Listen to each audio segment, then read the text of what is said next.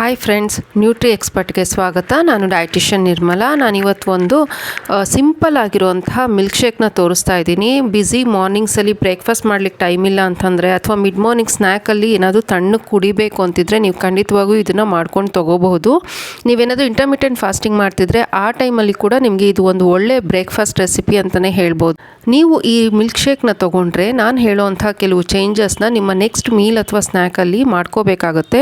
ಇದರಿಂದಾಗಿ ನಿಮಗೆ ಈ ಮಿಲ್ಕ್ ಶೇಕಲ್ಲಿ ಸಿಗುವಂಥ ಒಳ್ಳೆ ಕಾರ್ಬೋಹೈಡ್ರೇಟು, ಪ್ರೋಟೀನು, ಹಾಗೆಯೇ ವಿಟಮಿನ್, ಮಿನರಲ್ಸು ಸಿಗುತ್ತೆ. ಅಟ್ ದ ಸೇಮ್ ಟೈಮ್ ನಿಮ್ಮ ಕ್ಯಾಲರೀಸ್ ಕೂಡ ಎಂಡ್ ಆಫ್ ದ ಡೇ ಹೆಚ್ಚಾಗೋದಿಲ್ಲ. ಸೊ ಈ ರೆಸಿಪಿನ ಹೇಗೆ ಮಾಡೋದು ನೋಡೋಣ. ಇಲ್ಲಿ ನಾನೊಂದು 4 ಗೋಡಂಬಿ ತೊಗೊಂಡಿದ್ದೀನಿ, ಒಂದು 8 ಒಣದ್ರಾಕ್ಷಿ ತೊಗೊಂಡಿದ್ದೀನಿ, ಒಂದು 4 ಪಿಸ್ತಾ, ಹಾಗೆಯೇ ಒಂದು ಹಸಿ ಖರ್ಜೂರನ ತೊಗೊಂಡಿದ್ದೀನಿ.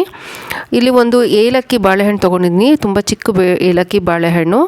ಹಾಗೆಯೇ 100 ml ಅಷ್ಟು ಒಂದು ಸ್ಕಿಮ್ ಮಿಲ್ಕ್ನ ತೊಗೊಂಡಿದ್ದೀನಿ, ಅಂದರೆ ಕೆನೆ ಕಂಪ್ಲೀಟಾಗಿ ತೆಗೆದಿರೋಂಥ ಹಾಲು. ನಿಮಗೆ ಈ ಕೆನೆ ತೆಗೆದಿರೋ ಹಾಲಿನ ರೆಸಿಪಿ ಬೇಕು ಅಂದರೆ ಕಮೆಂಟ್ ಸೆಕ್ಷನಲ್ಲಿ ನನಗೆ ತಿಳಿಸಿ. ನಾನಿಲ್ಲಿ ತೋರಿಸಿರೋ ಎಲ್ಲ ಇಂಗ್ರೀಡಿಯೆಂಟ್ಸ್ನ ಫೈನ್ ಪೇಸ್ಟಾಗಿ ಮಾಡ್ಕೋತೀನಿ. ಯೂಶ್ವಲಿ ವೆಯ್ಟ್ ಲಾಸ್ ಮಾಡುವಾಗ ಚಾಲೆಂಜಿಂಗ್ ಏನಂತಂದರೆ ಅನಿಮಿಯಾ, ಅಂದರೆ ಹಿಮೋಗ್ಲೋಬಿನ್ ಕಡಿಮೆ ಆಗೋದು. ನೀವು ಈ ಥರ ಹೆಲ್ದಿ ಡ್ರಿಂಕ್ನ ತೊಗೊಳ್ಳೋದ್ರಿಂದ, ಅದರಲ್ಲೂ ಖರ್ಜೂರನ ಉಪಯೋಗಿಸೋದ್ರಿಂದ ನಿಮಗೆ ಅನಿಮಿಯಾನ ಕಡಿಮೆ ಮಾಡಲಿಕ್ಕೆ ಹೆಲ್ಪ್ ಮಾಡುತ್ತೆ. ಅಟ್ ದ ಸೇಮ್ ಟೈಮ್ ನಿಮಗೆ ಸ್ವೀಟ್ನೆಸ್ ಕೂಡ ಕೊಡುತ್ತೆ. ಇಲ್ಲಿ ನಾನು 4 ಸ್ಪೂನಷ್ಟು ಹಾಲನ್ನ ಹಾಕ್ಕೋತಾ ಇದ್ದೀನಿ. ಇದನ್ನು ಫೈನ್ ಪೇಸ್ಟ್ ಮಾಡ್ಕೋಬೇಕು. ನೋಡಿ, ಈ ಥರ ಫೈನ್ ಪೇಸ್ಟ್ ಮಾಡ್ಕೊಂಡ್ಮೇಲೆ ಅದಕ್ಕೇ ಬಾಳೆಹಣ್ಣನ್ನು ಹಾಕ್ಕೊಂಡು ನಾನು ಕಂಪ್ಲೀಟಾಗಿ ಫೈನಾಗಿ ಗ್ರೈಂಡ್ ಮಾಡ್ಕೋತಾ ಇದ್ದೀನಿ. ನಾನು ಈ ರೆಸಿಪಿಯಲ್ಲಿ ಹೆಚ್ಚು ಹಣ್ಣಾಗದೇ ಇರುವಂಥ ಬಾಳೆಹಣ್ಣನ್ನು ಉಪಯೋಗಿಸ್ತಾ ಇದ್ದೀನಿ. ಯಾಕೆ ಅಂತಂದರೆ ಅದರಲ್ಲಿ ರೆಸಿಸ್ಟೆನ್ಸ್ ಸ್ಟಾರ್ಚ್ ಅಂತ ಇರುತ್ತೆ. ಈ ರೆಸಿಸ್ಟೆನ್ಸ್ ಸ್ಟಾರ್ಚು ಕಾರ್ಬೋಹೈಡ್ರೇಟು ಹೆಚ್ಚು ಅಬ್ಸಾರ್ಬ್ ಆಗದೇ ಇರೋ ಥರ ತಡೆಯುತ್ತೆ. ಹಾಗೆಯೇ ನಮ್ಮ ಗಟ್ ಬ್ಯಾಕ್ಟೀರಿಯಾಗೆ ತುಂಬಾ ಒಳ್ಳೆಯದು. ಕಾನ್ಸ್ಟಿಪೇಷನ್ ಇದ್ದರೆ ಅದು ರಿಲೀವ್ ಮಾಡುತ್ತೆ.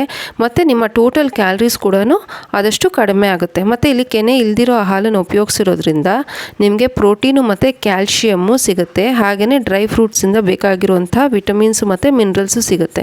ನೀವು ಈ ರೆಸಿಪಿನ ಮಿಡ್ ಮಾರ್ನಿಂಗ್ ಸ್ನ್ಯಾಕ್ ಆಗಿ ಉಪಯೋಗಿಸಿದ್ರೆ ನಿಮ್ಮ ನೆಕ್ಸ್ಟ್ ಮೀಲು ಲೈಟಾಗಿರಬೇಕು. ಅದೇ ನೀವೇನಾದರೂ ಇಂಟರ್ಮಿಟೆಂಟ್ ಫಾಸ್ಟಿಂಗು ಅಥವಾ ಬ್ರೇಕ್ಫಾಸ್ಟ್ ಬದಲಿಗೆ ಉಪಯೋಗಿಸಿದ್ರೆ ನಿಮ್ಮ ನೆಕ್ಸ್ಟ್ ಸ್ನ್ಯಾಕು ಗ್ರೀನ್ ಟೀ ಅಥವಾ ಬಟರ್ ಮಿಲ್ಕ್ ಆ ಥರ ಏನಾದರೂ ತೊಗೋಬೋದು.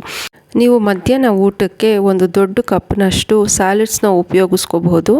ಇಲ್ಲ ಅಂತಂದರೆ ಒಂದು ಮೀಡಿಯಮ್ ಕಪ್ನಷ್ಟು ಬೇಯಿಸಿರೋ ತರಕಾರಿ, ಮೊಳಕೆ ಬರೆಸಿರೋ ಕಾಳಿನ ಪಲ್ಯ, ಈ ಥರ ಯಾವುದಾದ್ರೂ ಲೈಟಾಗಿರೋಂಥ ಫುಡ್ನ ತೊಗೊಳ್ಳೋದ್ರಿಂದ ನಿಮಗೆ ವೆಯ್ಟ್ ಲಾಸ್ ಕೂಡ ಹೆಚ್ಚಾಗುತ್ತೆ.